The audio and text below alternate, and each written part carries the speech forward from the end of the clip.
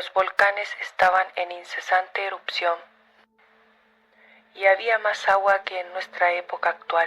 Por donde quiera se veían lagos inmensos y mares dilatados. En ese periodo lunar vemos a Belcebú viviendo en una enorme casa construida bajo tierra. Allí instruía a sus discípulos en un amplio salón. Vestía túnica de rayas negras y rojas y usaba turbante y capa de ese mismo color. Era un mago negro de cuerpo alto y robusto. Todos los chelas negros lo veneraban profundamente. Tenía Belcebú 2 libros, uno en el cual leía a sus discípulos y los instruía, y otro que solo él estudiaba en secreto. Fueron muchos los prosélitos que él conquistó para la magia negra entre los hombres del periodo lunar. La flora y la fauna de ese tiempo era muy diferente a la nuestra. Allí vemos clarividentemente vegetales minerales, es decir, semivegetales, semiminerales, semianimales, etc. Es decir, los 3 reinos de la naturaleza no estaban completamente definidos como ahora. En esa época un reino se confundía con otro. Había entre los árboles una marcada tendencia a tomar con sus ramas y hojas las formas cóncavas, lo cual lo hacían semejantes a un gigantesco paraguas. Se adivinaba a través de todo lo existente una marcada tendencia a inclinarse hacia abajo, es decir, hacia la condensación de nuestra Tierra actual. La naturaleza es una viviente escritura por donde quiera, y con esa viviente escritura escribe sus designios. Vemos, en cambio, ahora, en nuestra época actual del siglo XX, una marcada tendencia del hombre a construir elevados edificios y aviones cada vez más rápidos, etc. Nuestros actuales arbustos no quieren inclinarse sino subir hacia el sol, hacia arriba, y es que nuestra Tierra ya llegó al máximo de condensación material y ahora anhela subir nuevamente, volver a eterizarse. En realidad, el éter está inundando el aire y eterizando la Tierra cada vez más. Y al final de la gran raza aria, el éter se hará totalmente visible en el aire, y entonces las criaturas que viven en el éter compartirán con el hombre todas sus actividades. En el periodo lunar, los cuerpos físicos de nuestra actual humanidad llegaron a un mayor grado de perfección y entonces recibimos el cuerpo astral. Los hombres de hoy éramos los animales del periodo lunar y los ángeles y los demonios de los antiguos periodos flotaban en la atmósfera etérica de nuestra Tierra-Luna. Eran visibles y tangibles para toda la humanidad. El hombre percibía tras el fuego de los volcanes en erupción a los arcángeles o criaturas del fuego y tras de todas las formas existentes a los señores de la forma. Los hijos de la vida regulaban las funciones vitales de todo lo existente y las criaturas elementales de los 5 elementos de la naturaleza convivían con los hombres. Fueron los señores de la sabiduría quienes nos dotaron de cuerpos astrales y fueron los señores de la personalidad los que nos dotaron de esta personalidad que hoy en día miran con tanto desprecio los teosofistas. Al finalizar aquel gran periodo lunar, los íntimos de la actual humanidad recibieron el cuerpo del espíritu humano, llamado cuerpo de la voluntad, que tanto desprecia Krishnamurti. Voluntad es el poder con el cual dominamos nuestras pasiones y nos convertimos en dioses. Al cumplir con la ley del alquimista gnóstico, de introducir el miembro en la vagina y retirarlo sin derramar el semen, el fuego de la pasión se transmuta en luz astral. Y entonces el cuerpo astral se robustece y se llena de luz resplandeciente y todos los frutos esplendentes de ese maravilloso organismo astral se sumen dentro del cuerpo de la voluntad y lo embellecen. El fuego de la castidad es el fuego del Espíritu Santo y el cuerpo del Espíritu Santo es el cuerpo de la voluntad, llamado mente abstracta. Cuerpo causal. En realidad, este es el cuerpo de la mente abstracta que al inundarse en fuego por medio de la magia sexual se convierte en el fuego del Pentecostés y el hombre extático parla embriagado del Espíritu Santo en todos los idiomas, cosas inefables, dice textualmente la Santa Biblia gnóstica. Y como se cumplieron los días de Pentecostés, estaban todos unánimes juntos, y de repente vino un estruendo en el cielo, como de un viento recio que corría, el cual hinchó toda la casa donde estaban sentados, y se les aparecieron lenguas repartidas como de fuego, que se asentaron sobre cada uno de ellos. Y fueron todos llenos del Espíritu Santo y comenzaron a hablar en otras lenguas, como el Espíritu les daba que hablasen. Capítulo 2 de los Hechos de los Apóstoles, versículos 1, 2, 3 y 4. Jehová, el Espíritu Santo, vela por el cuerpo del Espíritu Santo en nosotros. Este fue el mayor iniciado de la época lunar. Al finalizar aquel periodo, la humanidad se dividió en ángeles y lucíferes, pues muchos son los llamados y pocos los elegidos. Max Heindel y Steiner sostienen en sus obras que toda la humanidad se salvará, y ello se debe a la ignorancia de esos autores. Los versículos 23, 24, 25, 26, 27 y 28 del capítulo 13 de Lucas dicen textualmente: y díjole uno: Señor, ¿son pocos los que se salvarán? Y él les dijo: porfiad a entrar por la puerta angosta, porque os digo que muchos procurarán entrar y no podrán.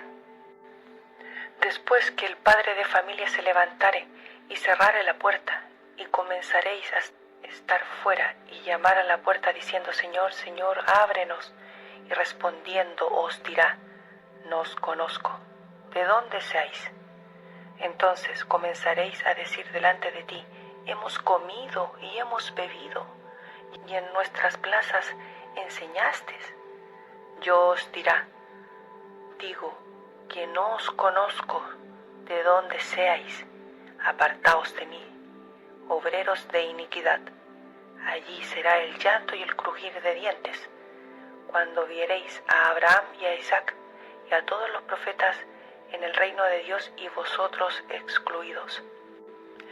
Llegada la noche cósmica del periodo lunar, Jehová y sus ángeles, Lucifer y sus demonios, se retiraron del escenario cósmico y la naturaleza toda entró en profundo reposo. Capítulo 10. El periodo terrestre.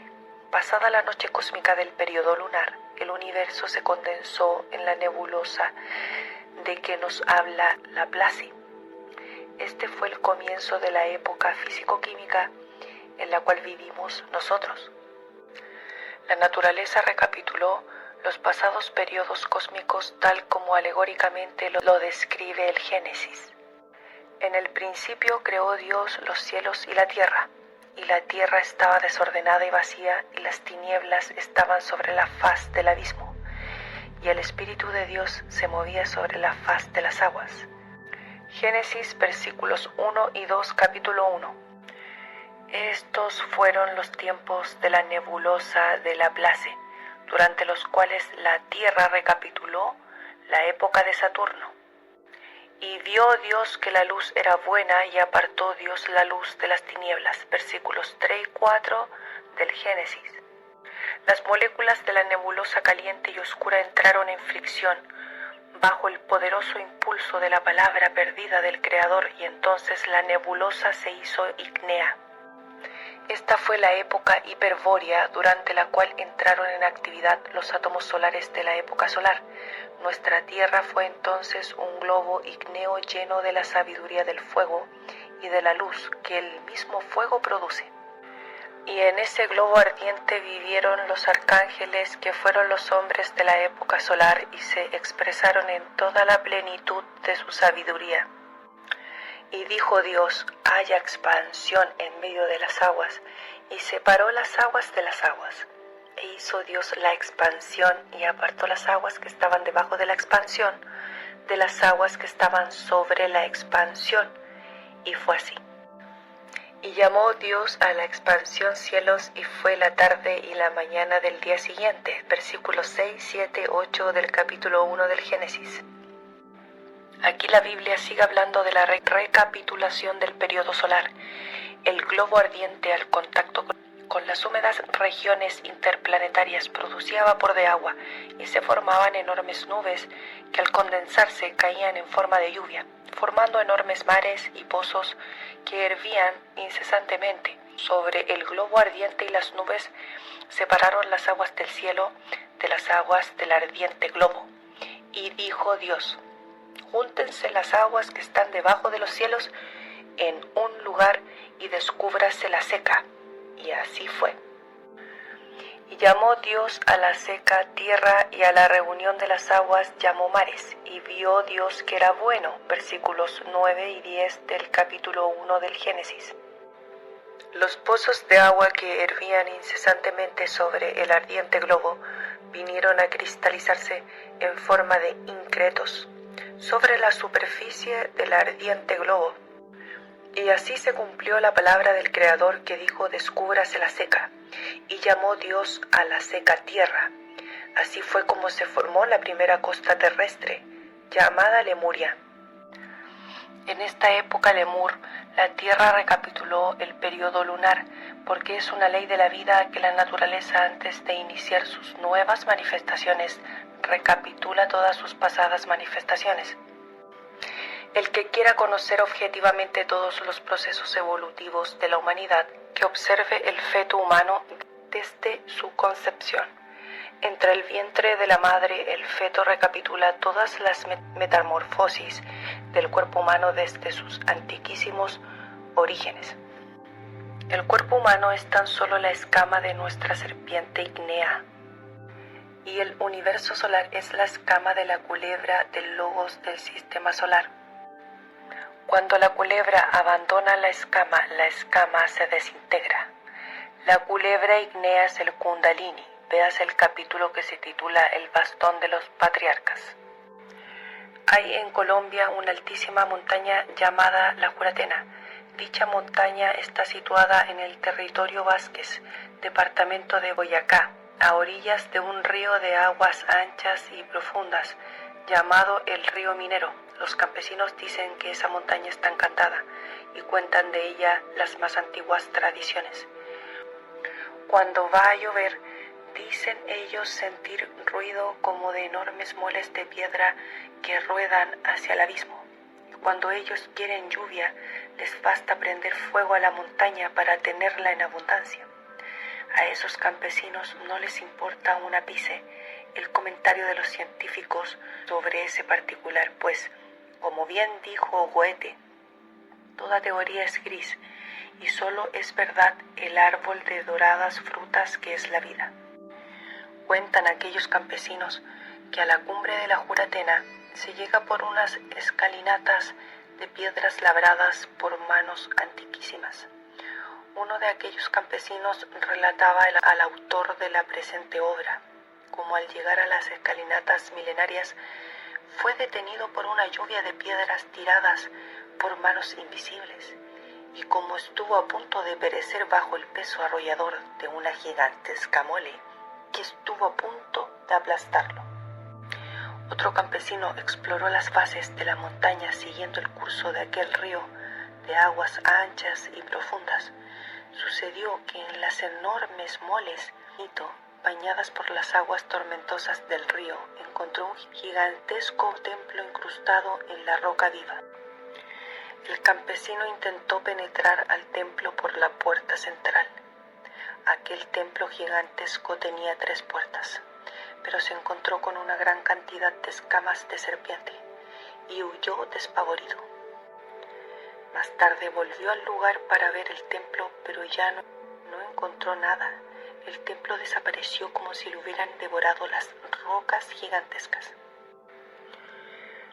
Yo, aún peor, visité en cuerpo astral aquel templo. Los maestros que allí moran me recibieron con los brazos abiertos y me condujeron al interior del monasterio, iluminado por un candelabro de oro macizo de 7 brazos, semejante a un candelabro de oro de 7 brazos del templo de Salomón, y de ellos recibí secretas enseñanzas. Los teosofistas Creen que solo en el Tíbet están los maestros y muchos de ellos desearían viajar allí para seguir el chelado. Pero en realidad los monasterios de la Logia Blanca están esparcidos por el mundo entero. En el oriente a los Mahatmas los llaman nagas, es decir, serpientes, y todos los guardianes de las sagradas criptas de los templos de misterios tienen la figura de serpientes gigantescas y solo permiten el paso a los iniciados. Así como el veneno de la culebra mata, así también ese veneno es el arcano precioso con el cual llegamos a la alta iniciación. Óyeme, lector iniciado, el silbido de la culebra es la base de la vida. Esto no es para todos los lectores. El que tenga oído que oiga. Los habitantes de Tierra Llana, Estado Zulia, Venezuela, hacen huir las culebras pronunciando los siguientes mantras.